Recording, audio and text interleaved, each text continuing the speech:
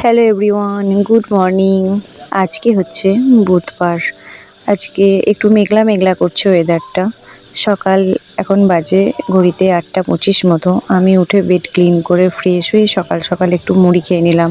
আজকে মুড়িতে ছিল মুড়ি, ছোটো আলু ভাজা, শসা, কলা আর মিষ্টি। তারপরে আমি রেডি হয়ে গেলাম। রেডি হওয়ার পর তো একটু ঢং করতেই হবে ক্যামেরায়, তাই মাকে বললাম একটু ক্যামেরা করে দিতে। তারপর চলে গেলাম আমি সেই দিনের উদ্দেশ্যে, যেই দিনটার জন্য আমি ভয়ে মরছিলাম। আজ হচ্ছে আমার বাবু থার্ড ভ্যাকসিন, কিন্তু কোনো উপায় তো নেই বলো, ভ্যাকসিন তো দিতেই হবে।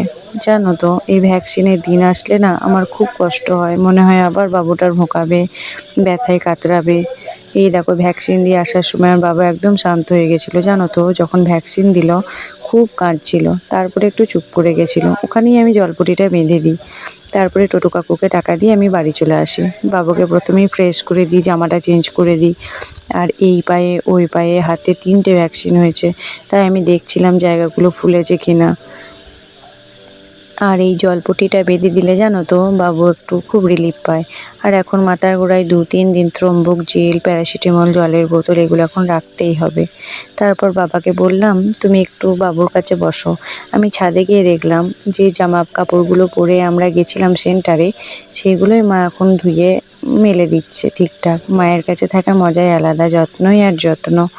আর এই দেখো, ছাদে এসে দেখলাম আমাদের আম গাছে অনেক আম এসছে। জানো তো, অনেক আম না হনুমানে খেয়ে নিয়েছে। আর কিছু ঝড় বৃষ্টির জন্য মুকুল ঝরে গেছিলো। অল্পই আম আছে। এই আমগুলো খেতে না খুব মিষ্টি। আমাদের যখন গাছে প্রচুর আম হয় তখন আমার মা না গ্রামের সবাইকে দেয়, তারপরে খায়। তারপর আমি স্নান করে নিলাম। স্নান করা হয়ে যাওয়ার পরে আমি একটু এলাম, এসে ঠাকুর প্রণাম করে নিলাম। জানো তো, আমার সিজারের পর না প্রচণ্ড হেয়ার ফল হচ্ছে। কি করব কিছুই বুঝতে পারছি না, তাই জন্য এই রোজমেরি ওয়াটারটা আমি ব্যবহার করছি, যাতে হেয়ার ফলটা একটু কম হয়। তারপরেই আমার বাবু না ভীষণ কান্নাকাটি করছিল, একদম শুইতে চাইছিল না। তাই আমি বাবুকে ভোলাবার জন্য উঠোনে একটু ঘোরাফেরা করছিলাম, যাতে আমার বাবু একটু শান্ত হয়। কিন্তু ওই যে কোথাও যদি ব্যথা হয়, শরীরে জ্বর আসে, তখন কি আর কিছু ভালো লাগে? কিন্তু সন্তানের কষ্ট হলে মায়ের তো বুক ফেটে যায়, তাই না? তারপরে বাবা বলল তুই আমাকে দে, তারপরে তুই খেয়ে নে। আমি একটু ভাত, ডাল সেদ্ধ, আলু সেদ্ধ, কুমড়ো সেদ্ধ আর চাটনি আর ডিমের ঝোল দিয়ে ভাত খেয়ে নিলাম। আজ মা না ভ্যাকসিন বলে এতটুকুই রান্না করেছিল। তারপর মা একটু বাবুর সাথে গল্প করছিল শুয়ে শুয়ে খাবার পরে। কিন্তু বাবু একদম ঘুমাচ্ছিল না, তখনই খেলছিল আর তখনই যন্ত্রণায় চিৎকার করছিল। তারপর দেখলাম জলপটিরটা শুকিয়ে গেছে, তাই জন্য বাবাকে বললাম পাটা ধরো, দিয়ে আবার জল দিয়ে দিলাম। আবার কাঁদছিল বলে কোলে নিয়ে আমি এদিকে একটু আয়নায় দেখাচ্ছিলাম বাবু যাতে একটু চুপ করে। কিন্তু ওই যে ব্যথা হচ্ছে, চুপ কি আর করে, বৃথাই চেষ্টা আমার। তারপরে মা এসে আমাকে বলল যে তুই একটু রেস্ট কর, অনেকক্ষণ নিয়ে আছিস, এবার আমাকে দে। মায়ের কাছে জানো তো আমার বাবু খুব ভালো থাকে, একদম কান্নাকাটি করে না, নিশ্চিন্তে থাকে।